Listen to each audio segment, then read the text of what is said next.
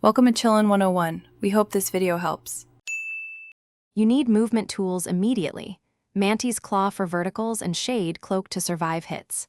Once equipped, leave the City of Tears toward the right-hand routes and aim for high ledges. Make sure to stop at a stag station or bench. This saves time and anchors your return.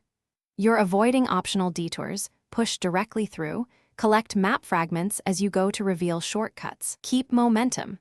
Prioritize safe vertical movement and clearing platforming obstacles to reach the outer ridge.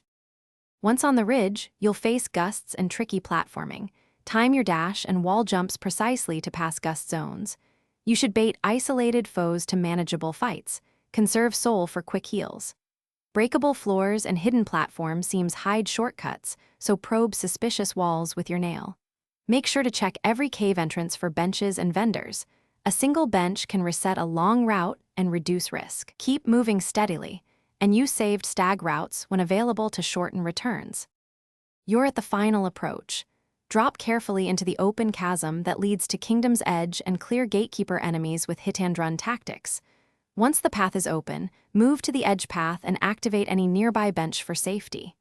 If overwhelmed, use a saved stag station to retreat, replenish, and reattempt.